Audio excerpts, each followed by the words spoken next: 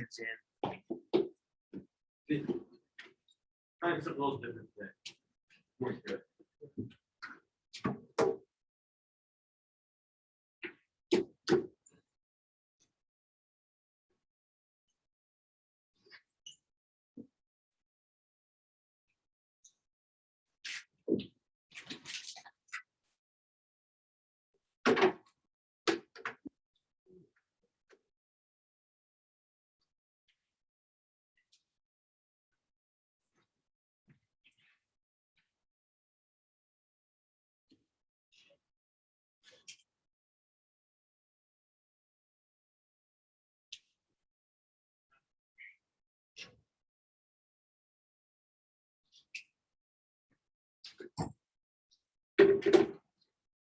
All right, folks. How was everybody's first day back from break? Long? Yeah. And anybody else have an allergy headache? I don't know. I did, man. I've had it for a minute. It's frustrating. All right. Let's let these Zoomers get in. All right. So I've got a few updates that I'm going to share with you, but I'm going to try to do that via this Nearpod. This Nearpod link is certainly wrong. So what I'm going to do is launch us on a new live participation. If it works. Maybe. Live participation. Hello. Hello. You're not working. Okay. Press it. Oh, it's maybe I have my computer. Where's desktop one?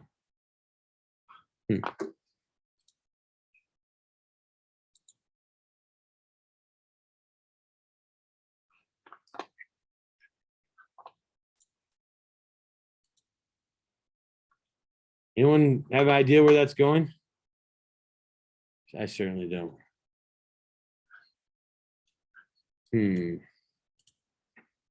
No. Maybe it's going over here. Maybe it's going over here. I don't know. Now my internet says it's not working. Wow.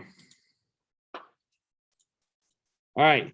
Thanks for your patience, those of you on Zoom. Trying to get this Nearpod updated from yesterday. So I'm going to go ahead and share the screen here. And those of you in class, take 30 seconds, sort of finish up your text or get your song, whatever, and then put your headphones away, please. And your cell phones out of sight, out of mind. All right.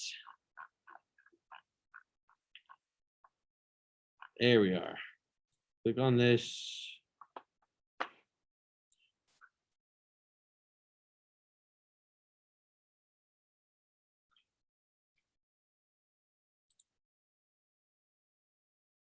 I'm gonna try to get out of this. See what happens when I go back to it.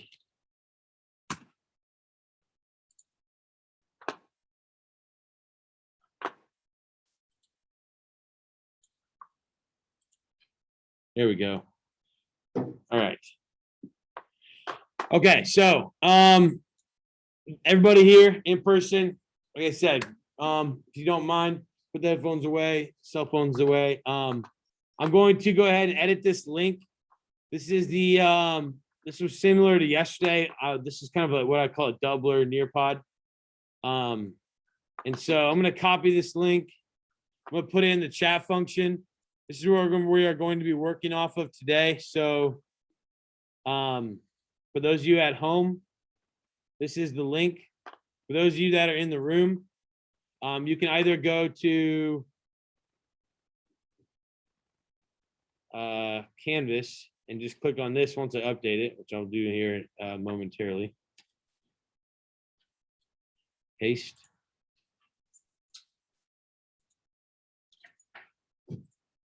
You can click on this, or if you would like, you can just click on, go to join.nearpod.com and click on CEGJN. CEGJN. All right. So Let's get everybody in here. For those of you on Zoom, I'm gonna take a picture of the attendance so that on my prep I can crank out the attendance. Doesn't take me forever.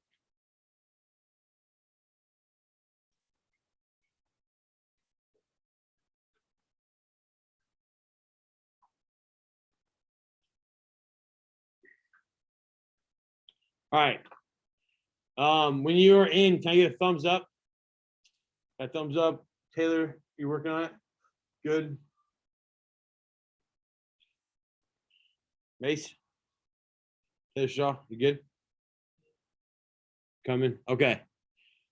All right. CEGJN. All right. So before I get too far, then I want to remind everybody that yesterday I had made this for you. This was the basically put it in your own words, then put the significance. Okay. So if you are able to get this done and share it with me as a Canvas message, you have an opportunity for extra credit. Okay.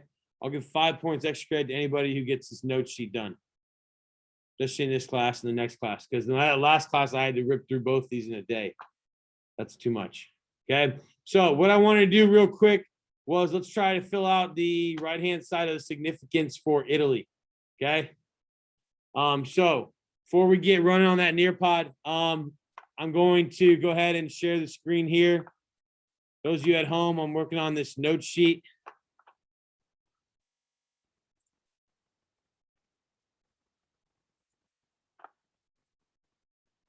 Okay.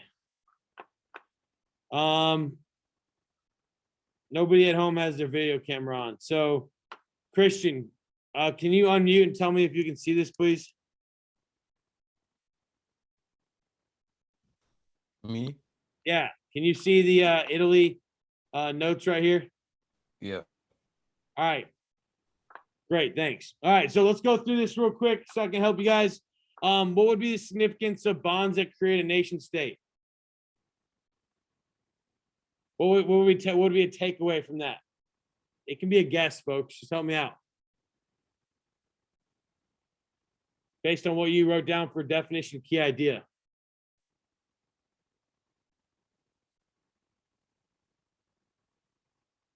Okay, I'll give you this one. People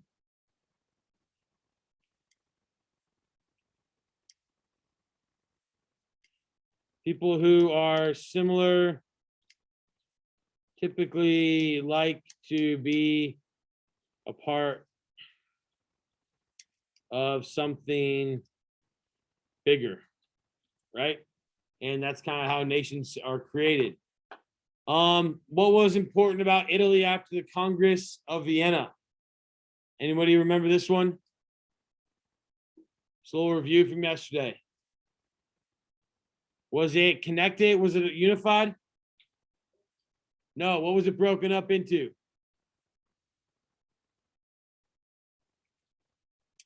What's that, Angela? Good. So Italy after the Congress of Vienna was still broken up into different parts that wanted to be one. All right, what did Mazzini do? Let's just go back to those symbols. Remember the symbols from that one slide? Tariq, what was Mazzini? You remember? Was he the heart, the strength, or the brains? Want me to pass on you? Yep. So Mazzini was the heart of Italian unification. Okay, he was the one that basically got people's emotions involved, wanting to get become unified. Cavour was the count. He was the prime minister. Rihanna? Oh, yeah. How's that? Is that better?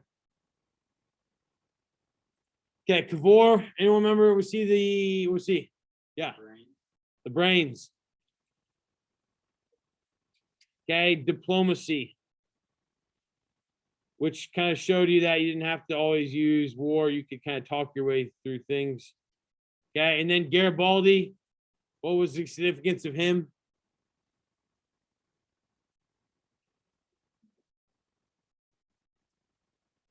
He was the what? Yeah. Yeah, strong. And kind of what's significant was him. Oh, good. Samaya, thank you. You're right. Strong and after conquering, it's just kind of like, again, most people in history don't do this. So after conquering, he gave back southern Italy.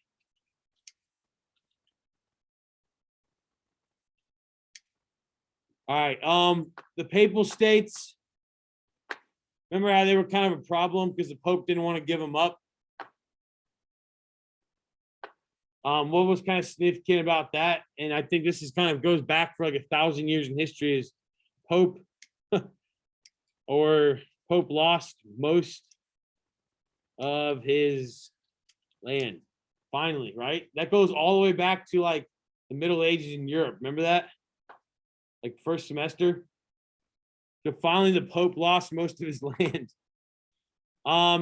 Challenges after unification then. What's the significance of that? Anybody remember? Brianna? Riots, yeah. People left Italy. Where did they go? Yeah, yep. Big old populations of Italians in Boston, New York, in the east, on the East Coast, really, some in Chicago. And differences, kind of like the challenges are just, I guess one other thing would be is just hard to unify because of you have people with different opinions and different ideas, right? So good. So you guys see how it kind of gets, the key concept is a little more specific. Definition or key idea is like the actual history part of it. And then the right-hand side is kind of like just summative of like, what are you gonna take from it, all right? Rihanna. Oh, number one. Okay, so sorry, nationalism. Pride in one's country, right?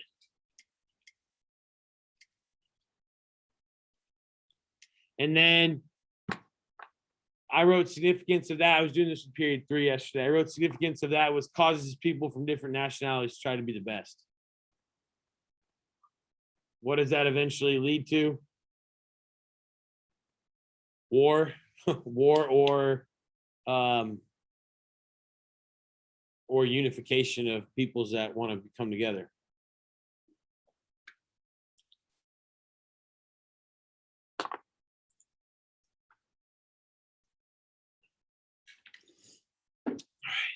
All right. All right, let's roll. Everyone good with that? That was kind of what I would call, I shot a layup for you so that you could get that. So we're going to move on now to this Nearpod. If you are just joining in here and you're at home, which I see there's some of you, the code, I'll repost it here.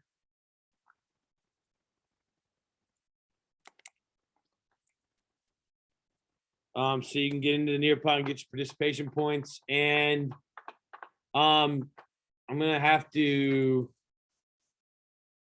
unfortunately, this didn't work out as I had planned. So I'm gonna have to go to this. All right, 4-7. So here's a couple reminders I wanted to share with everybody. I'm a little frustrated when I got here this morning. So yesterday there were 67 intros turned in, which is a really good participation. But then when I got on this morning to look at it, there were 73. So that means 6 people turned in late without telling me. How am I going to go in and fish out who turned 6 things in like late? There's 80 some odd people. So that means I got to click through and look at timestamp on 80 some things to see whose I don't have and whose I do have. See how annoying that is? If you're going to turn in late, I'm not going to go crazy. What I'm going to do is go crazy if you turn in late, don't tell me. Just send it to me as an attachment, okay? I can glance at it. The answers I gave you in class weren't all that hard. And then I can put the grade in without having to have to go through 86 different things. Everyone cool with that? In the future, and if you're one of those 6 people, no shame on you. Just please send me that message so I don't have to go through that today. 2, notes update. If you can get the significance on that right-hand side by the end of the period, if you want to get some credit for doing that. I know there used to be Austin. I don't think he's on here today. Too bad for him because he was the one that wanted brownie points for doing this. You could get extra credit. Okay.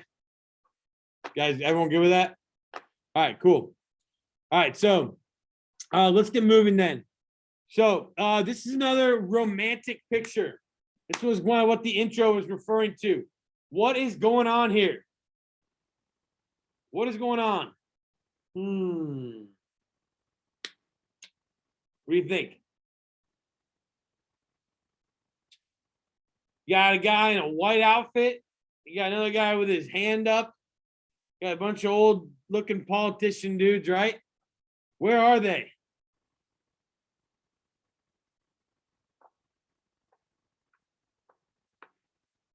Those look like mirrors to me, don't they? They're in the Hall of Mirrors, which is located in the Palace of Versailles. I used to want to call it Versailles. It's Versailles. So this is the unification of Germany, and it happens in the most iconic place in France. Iconic meaning their most like their cultural symbol. Maybe the only thing that would be close to this would be the Louvre. If you've ever heard of that museum before?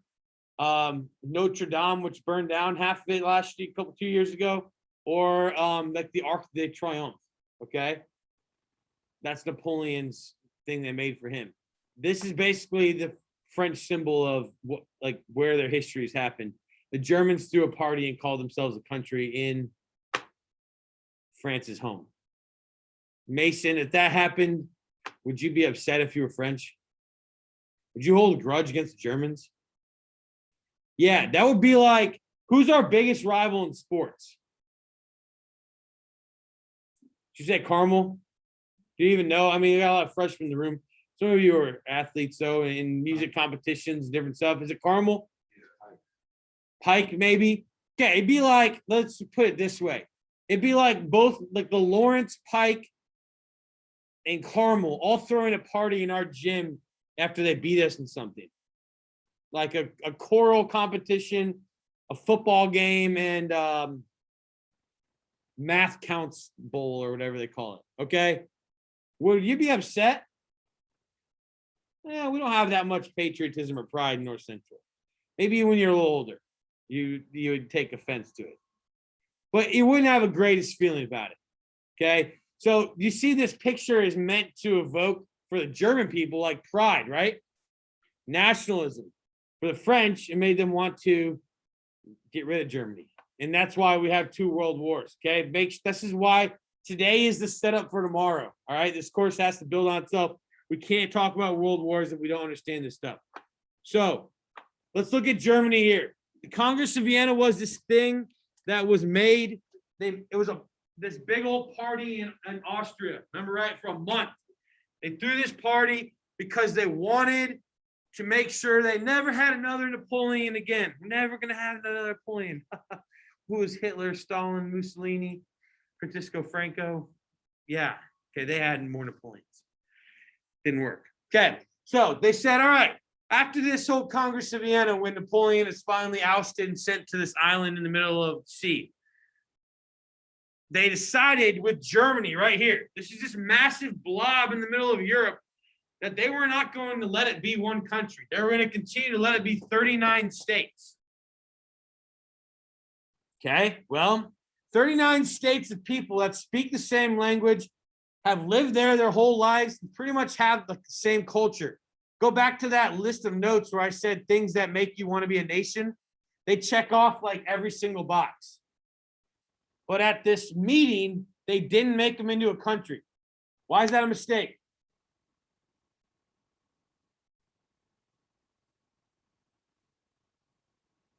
Come on, somebody here. Pappas, why is that a mistake? Because that's going to make them angry. It's going to make them want to be what, Rihanna?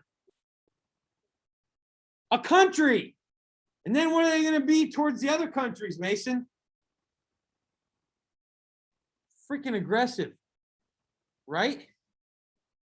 Angry. War. Yeah, exactly. Okay, you guys learned about something that happened ahead of time. The scramble for Africa. Remember how disgusting that was? Guess who started that? It wasn't Leopold of Congo. It was Germany. Because they wanted to basically get in the game so bad once they became a country. So today we're going to figure out how they become a country. They caused a scramble for Africa.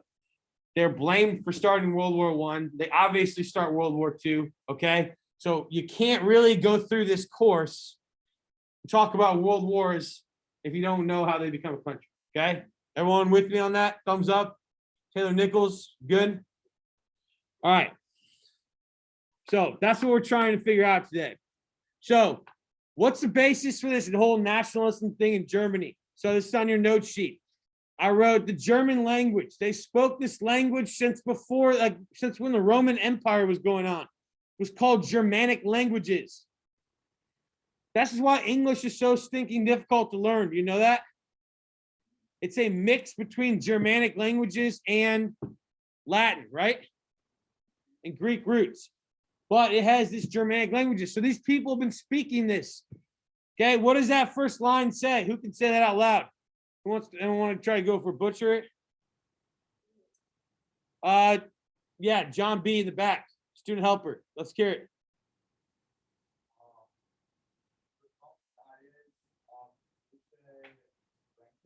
All right, it wasn't bad. Let's give the kid a round of applause. A student helper. You know, he's not doing much this year, so we made him do something. Ja, wir können alles auf Deutsch sprechen. What does that mean? Anybody? Rana? Oh, I thought you had your hand up. It just says, yeah, we can all speak German. So it's like these people speak the same language. That's a check. 1834, even though they're not a country, this is a vocab word. That's why it's bold. You want to write this down. They created what's called the Zollverein, which basically these 39 states said, we're going to trade with each other. This is right when the Industrial Revolution is starting to pop off. We're going to trade products together, and we're not going to charge taxes and tariffs. Okay? Other countries, they're going to charge, but not these 39 states. They start working together economically. And so you start to see these states kind of work together. And they have a vast amount of resources. And so when they start working together, all of a sudden, people start to say, oh, God, they can be pretty strong if they actually united. Okay, and then I wrote cultural unity. If you've never been to Europe or if you ever get to go there, you'll see what I'm talking about. It's just it's a different culture. I mean, a lot of places have different cultures. There's just one where whether you're in northern Germany or southern Germany or east or west or in the middle, they kind of all have, there's a little bit of a blend. I hate to say this, but like beer drinking is very common at dinner and lunch even. They like bread a lot. It's kind of heavy. The food's heavy. I don't know how they don't get fat. Well, they don't eat all the same junk we do, but yeah, it's just different. Okay, so they had a lot of this going for them, so they would make sense to them to become a country. All right, where it comes from. And again, this is a whole course I took in college. I'm trying to break it down into a 30-minute lecture. So they come from Prussia, okay? Prussia, if you remember right, I think Mr. Renshaw talked about it. They became a pretty powerful nation state in the Holy Roman Empire. And they are mostly German population, some Polish, but mostly German. They had the most powerful emerging army in Europe thanks to their emphasis on militarism. They industrialized faster than all the other German states, and they had access to all of the coal and iron that was in this area called the Rhineland. All right. And so because of that, it's Prussia who's going to unify Germany. And it's like, this is a difficult one to teach in this course, because most people kind of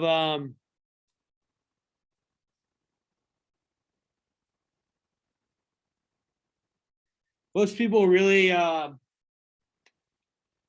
understand that Prussia equals Germany. Okay, so if I'm writing my notes down, I usually do this in class like a month or two ago, but Prussia equals this new country called Germany. Okay, they're the ones where it comes from. All right. Now, the only issue they had was in this Confederation of States was included, Austria was included in it. You know what language they speak in Austria? Taylor Nichols, do you know? You want to take a guess? I thought that my whole life too. They don't speak Austrian in Austria. They speak German. So the Austrians and the Habsburg, remember those Habsburgs Mr. Renshaw gave the lecture one day on? The religion lecture? Like, remember the jaws he showed you, the Habsburg jaw? Okay, that same family wanted to take over Germany too. They thought they should have a piece in it. Prussia said no, no. And people sided with Prussia, not them. All right, so there's two people that really had a big play in this whole idea. All right. You got Kaiser Wilhelm I. I wrote King Wilhelm because I didn't want you to get confused, but that Kaiser means king. Okay. You don't need to write this other junk down. He succeeded his father, and he was a really, really, I would say, smart leader. Okay. It was under his watch that Germans started to get like Social Security. You ever heard of that before? So I pay into that. So when I retire at the age of 67, I'll get money so I don't have to go work, right? He started unemployment insurance. So if Austin Willis is working in the factory and he pops his knee out and he's no longer able to work, you know what they do for you? They pay you money. Okay? That stuff, that in the United States, those are built in as well. That didn't happen in the United States till like 7 years later. That would happen underneath King or Kaiser Wilhelm I because he wanted his people to work hard and be happy. Okay, and it worked. All right, the next guy then that, well, yeah. Okay, so I mentioned this in the book too. He wanted to increase the size of the army and spend a lot of money, and the people, the parliament said no. So he just went ahead and said, screw the parliament, I'm going to do whatever I want.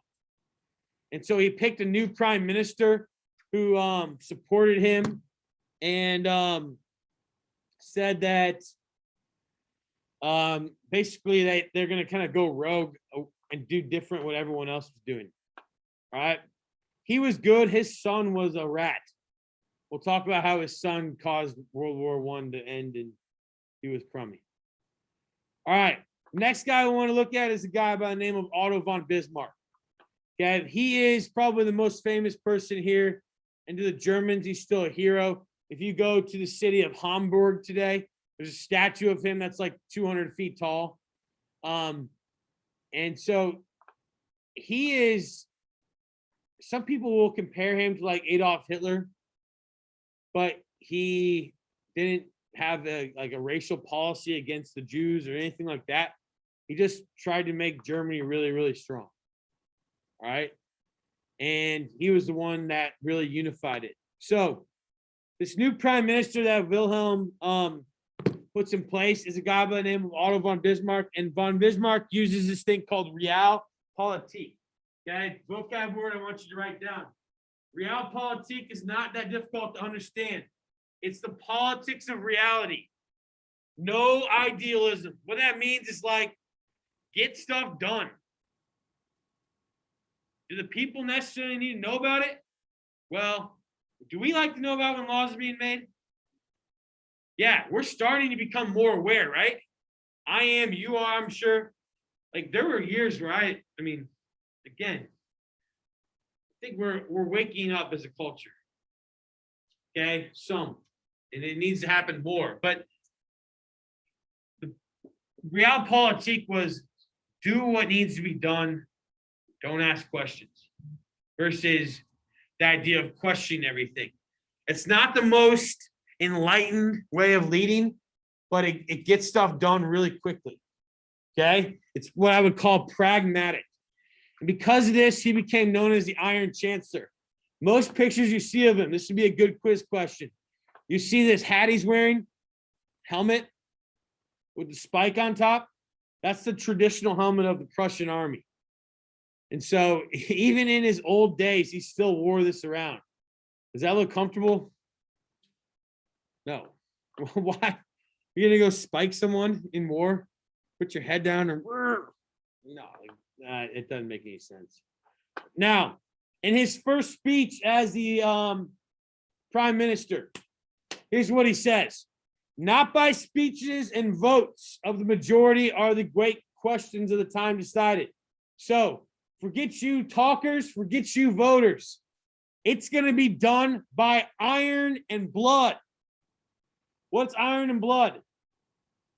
Declan, what is iron and blood? What's iron stand for? Steel. Stalin. That's the Russian word for steel. Steel. What do you make with steel? What do you make?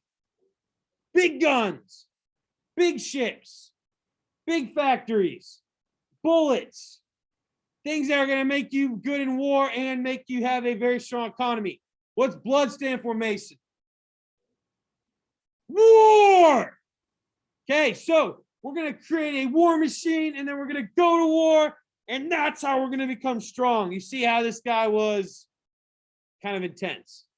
His first speech, he rips the liberals, the people who were like trying to be open-minded at that time, the people who were like following John Locke and, Rousseau and these guys of the French Revolution. He says, enough of that. War and machine. That's how we're going to get it done. See why some people claim he's bad? And so if you weren't German, you didn't really like. And then the second quote, this is one of his most famous quotes. I wanted you to read it. Tariq, give it to me. Read this out loud for me, will you?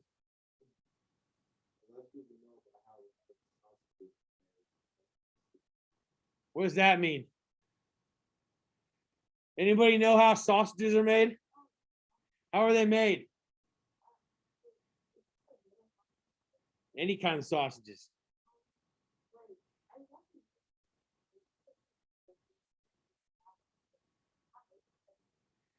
You take all of the remains of the butcher shop, so the liver, the heart, the kidneys, the nastiness, right?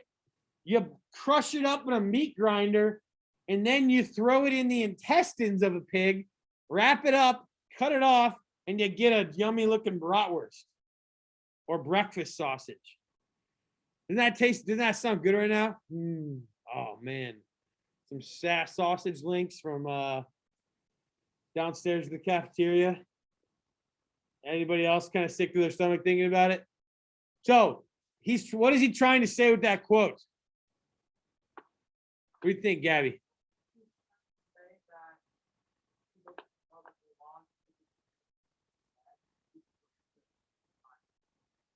There you go. Yeah.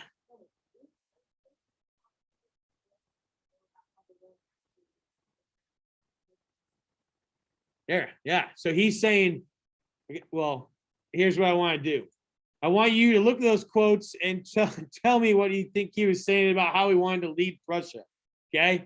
And then we'll talk about it. Okay, Jayla? You're right. That's really astute answer.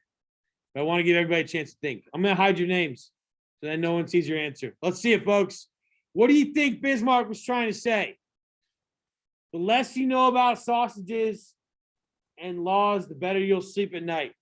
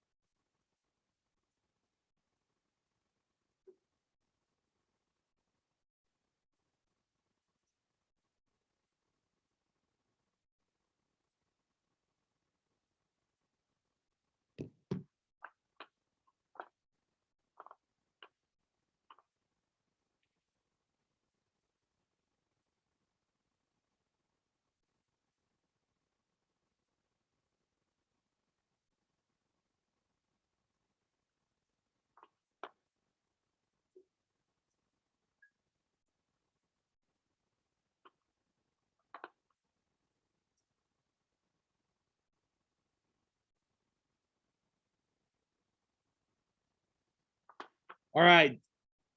The less you'll know about the laws, the more likely they are to blindly follow you. Good. Trying to make Prussia stronger. He's trying to say that the government is hiding things from the people. Do you think that still happens today? Yeah. I mean, shoot, we don't know what's going on, do we? I'm told by my union education people that, I need to get involved. I don't know. I don't really know what's going on at the State House. We have any sausage comments? Let's see.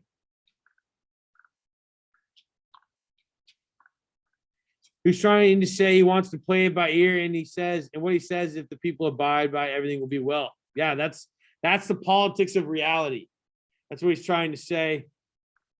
Government hides things. Only got 90% participation. Less you know about how war and politics works, the better off you are. What did you say about sausage? Did someone have a comment on there about it? Oh, where was it? If I go by it again, someone yell at me.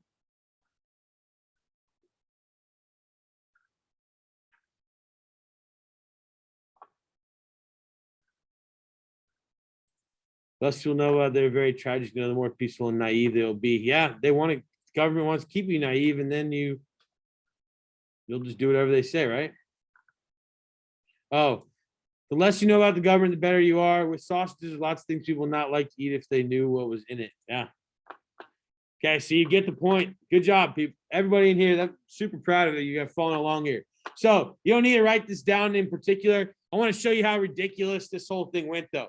He takes over in 1862 as prime minister, okay? And in that time, look at this. Starts his policies. Goes to war with Denmark and basically takes the part of Denmark that he wanted because it had good ports. It's called Schleswig-Holstein, state in Germany today. Then he goes to war with their rival, Austria, and defeats the Habsburgs in 7 weeks. The Prussians defeat the Habsburgs and Austrians in 7 weeks. That's like, in terms of the length of a war, that's like no time, right? Then he unifies northern Germany. Then he basically tricks France into going into war in 1870. And within a year, so it was about a 9-month war, Prussia defeated France, and you have a unified Germany. That's how quickly it went. That's iron and blood. Does that make sense? So basically, he takes over all his rivals close by, and you've got, boom, a unified Germany. So this war with Prussia, Franco-Prussian War, I remember as a kid in high school trying to learn about this. My teacher did not explain it very well. Franco means France. Prussia was what will turn into Germany, all right? So Prussia, being smart, and Otto von Bismarck, recognizing that this was the time Germany is going to become a country, he invited all of the German states to go to war against France, even though Prussia was going to do all the heavy lifting. No one came to help France. England didn't come help France. They said, that's your problem. Deal with it. It was a short war, and the result was the French Empire is gone. The area that's going to really cause World War I and World War II is this area called Alsace and Lorraine. It's an area where people speak French and German. It's in southwest Germany. It's on the French and German border to this day. It's flip-flopped 4 times in the last 150 years. What country controls it? All right. Germany had to pay, I think it was equivalent of like $5 billion? Yeah, 5 million francs. And the German army got to occupy a bunch of France as well. So is this a slap in the face to France by a place that's not even a country yet? So what do they do to add insult? They unify in their house after they beat them. So you see that how there's irony behind this? Okay, and how this guy is they call him the master politician, Meisterpolitik in German. All right, so 1871, January 18th, the same year that Italy unifies finally, Kaiser Wilhelm I proclaimed that now Wilhelm or William, I think it's Bill, I don't know why I put this in English. Wilhelm I, William I, proclaimed himself the Emperor of the Germans. And this is Otto von Bismarck in his fat white suit, okay, showing off that he's the man because he set this whole thing up. Here is the guy with his hand up. That's Wilhelm saying, oh, give me the credit. He didn't do anything. Okay. And Berlin's the new capital, still the capital of Germany to this day, right? And they call themselves the Second Reich. In German, Reich, R-E-I-C-H, is the word for kingdom. So they call themselves the Second Kingdom of Germany. What was the first kingdom of Germany? Charlemagne and the Holy Roman Empire. Hitler called himself the third, and the Nazis called themselves the Third Reich. Have you ever heard of that before? If you know much about the Holocaust and whatnot, the Nazis were called the Third Reich. So after this one collapsed, that's what Hitler would call himself. And again, looking back at that picture, now I think you can understand the sense of why this causes pride for these people, because they were able to defeat all of their enemies in a very short amount of time. All right. I have one slide left here. Okay, and then we are done. We're doing a great job on timing here. So last but not least, this is going to be a shift in what we call the balance of power. So 1815, it was supposed to be where 5 countries, France, England, Austria, Russia. Yeah, why is my brain leaking juices? Think 5 powers: Russia, England, France, Austria. I don't think Prussia was involved. Anyways, after Napoleon, they said, all right, no more world wars, and Germany's not a country, and neither is Italy. Now, by 1871, Germany and Britain are by far the most powerful countries in the world. The US is on their heels. Okay. Austria, Russia, and Italy were way back. France was kind of in the middle.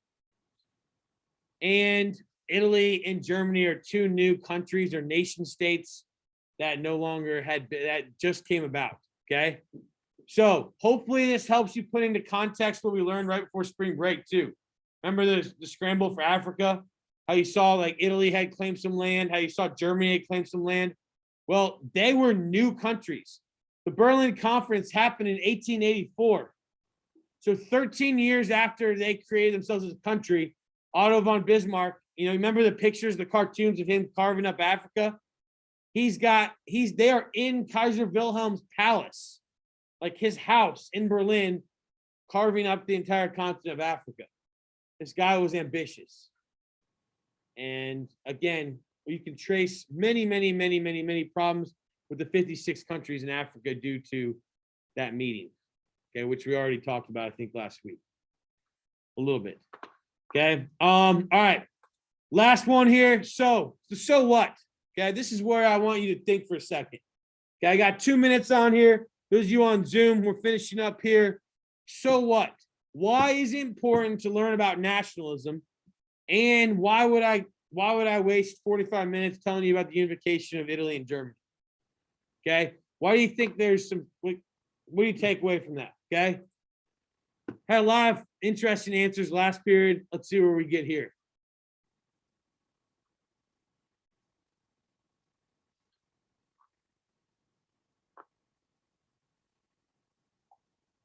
Thank you, Ronald, for sending that to me.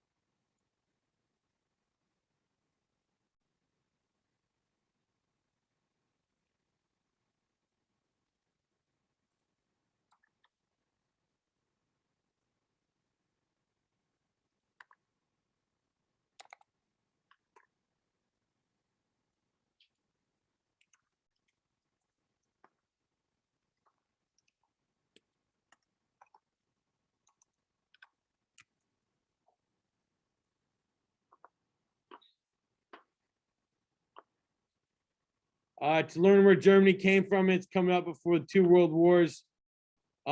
These historical events help shape the future of the world, impacts on people's major decisions, ultimately shaping the reality we live in today. Yeah. You guys ever heard of the Cold War? Okay, that would also, like, this kind of affected that as well. I mean, you know, we have a bomb shelter in North Central. Did you all know that? Yeah, we have a bomb shelter downstairs. And that bomb shelter wouldn't have been around if it weren't for World War II. So I got a whopping 62% participation. Where did everybody else go?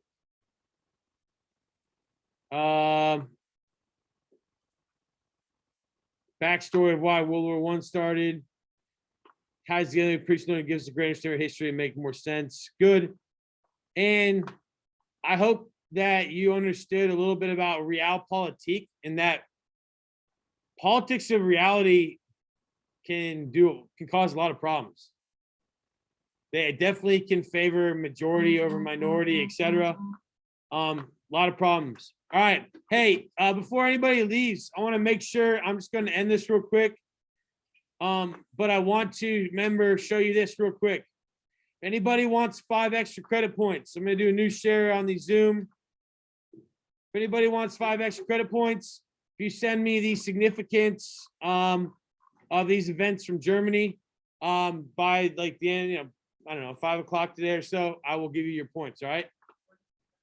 You just need to send it to me as an attachment on Canvas message.